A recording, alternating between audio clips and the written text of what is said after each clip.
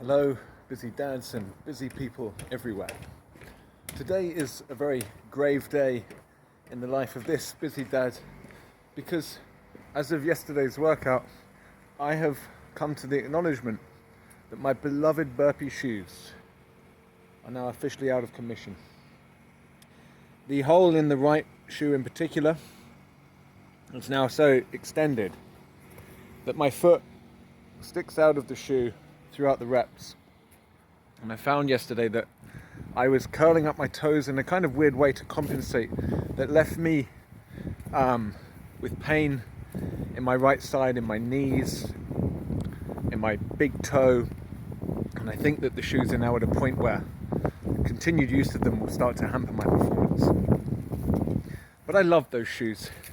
And in today's video, I want to give those beloved Burpee shoes a proper send-off, but also take the time to talk a little bit more about the value of a minimalist approach to material possessions, both in relation to Burpee training and in relation to fatherhood. So please bear with me. But first of all, a brief celebration of those shoes. I got those shoes way back in 2019 towards the peak of my powerlifting journey. All of my personal record lifts I did in those shoes, and I also did about 3 months of training towards those lifts. So those shoes are with me for the highlights of my powerlifting journey, and they were also the shoes that I was wearing the day I started my journey with the Busy Dad program. In fact, every single meaningful workout I have done on the Busy Dad program, I did wearing that pair of shoes.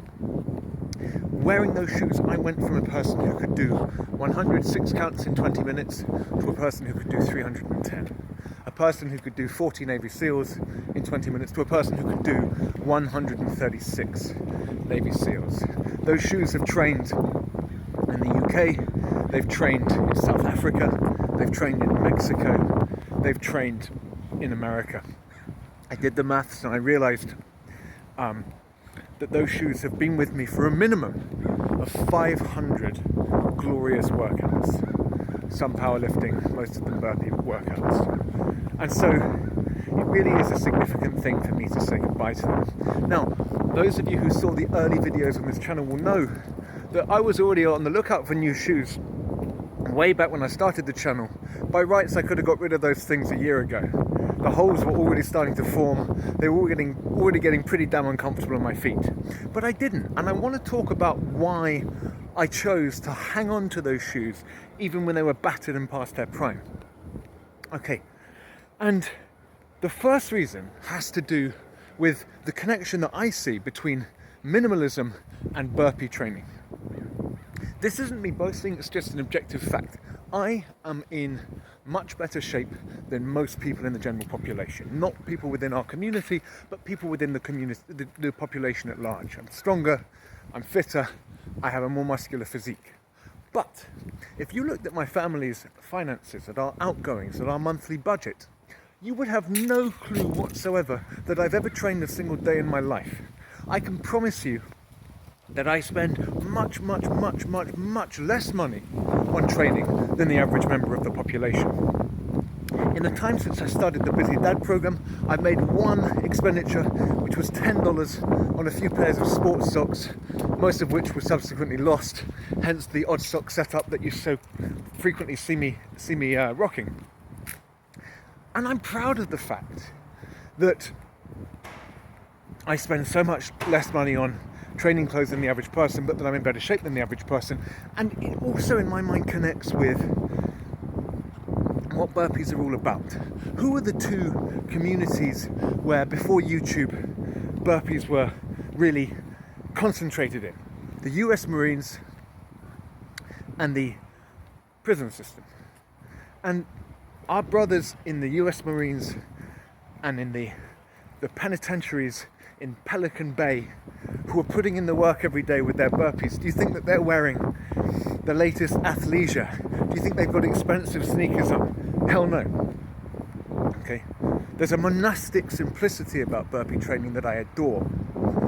Okay. We're like the secret assassins, like Iron Wolf says, the quiet professionals of fitness. We don't go around in fancy in fancy athleisure clothing. We don't go around with gizmos and gadgets. We don't pay for gym memberships and equipment.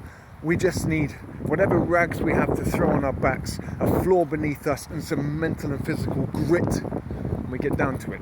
I love that. So the first reason that I didn't get rid of my shoes is that I felt that in wearing something so beat up and old, I was kind of touching base with the essence of the Burpee and linking up with all of those members of the Burpee community who we'll never meet.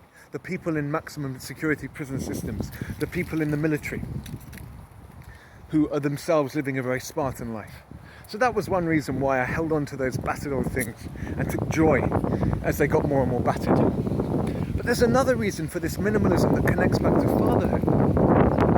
For me, fatherhood has been an education in minimizing my own personal needs so that I'm in a better position to serve the needs of somebody else who depends on me. Cutting my training down from 80 minutes per day to 80 minutes per week was one example of me minimizing those personal needs. Okay, and making sure that our finances were not being diverted away from where they should be, which is providing a happy, safe home for our daughter and helping us build our careers, was a real source of pride to me. It was really important to me when I became a father not to take up expensive hobbies that were expensive either on my time or my financial resources. I'm proud of the fact that I could stay in excellent shape without that showing up at all, either in my time that I could spend with my daughter on a given day or in our family's budget. Okay, I always think there's something kind of weird about new dads who take up super expensive hobbies. They suddenly get into kayaking or, I don't know, parachuting or some stuff like that. For me, there's real value in a minimalist approach to anything that is superfluous, anything that can be pruning it so that you can just show up day in, day out for the things that really matter. And the final thing I'll say is that those shoes took on a real symbolic significance for me. Like I said, every single workout of the Busy Dad program, I was wearing those shoes. And like I said, when I wore them, I felt like I was connecting up with my Burpee brothers all around the world that I'll never meet. And I was reminding myself of my values as someone who puts some other people before himself and doesn't indulge in luxuries that he doesn't need. And over time, those shoes accrued a kind of deep spiritual significance for me. So I can tell you honestly that when I laced them up at the beginning of every workout, I felt a kind of solemn sense of occasion. I felt a real adrenaline rush, and I felt like I was checking in with myself. And so I'm genuinely emotional to be getting rid of my Burpee shoes, to be saying goodbye to them. And it's going to be hard for me to build a new relationship with a new pair of training shoes. Of course, I'll do that. I'll look for the cheapest I can possibly find. Probably, to be honest, get another pair of the same ones, maybe in a different color. But what I wanted to just close by saying is minimalism about the stuff that is not important. Minimalism about your material possessions is deeply consistent with Burpee training. It's deeply consistent with fatherhood. And the final thing to say is the only way of actually building up a spiritually significant relationship with your material possessions is by not having many of them. If I'm getting rid of my shoes week in, week out, if I'm buying expensive shit all the time, okay, nothing is going to mean very much to me. But if I force myself to make do with the rags that I happen to have, okay, and I build up a relationship with them long after they've reached their sell-by date, then they're actually going to become a part of me, and they're going to mean something, okay? And that's a valuable part of life. So I am making this video to honor those battered old Burpee shoes and to tell all of you, if you've got a pair of Burpee shoes that are faded, getting holes in them, and you're thinking, I'm going to get myself a new pair, okay, that's where I was 6 months ago. Try and hold out for 6 more months and keep reminding yourself of why you're doing that. It's all about minimalism. I promise that if you hold out for those extra months, those battered old shoes take on some of the essence of the burpee for you. And it's a very special thing. All right, my friends. Thanks for bearing with me on this philosophical digression. We'll speak again soon. Maybe still training later in the week. I'm going to share with you all. Thinking of all of you. Take care. Bye.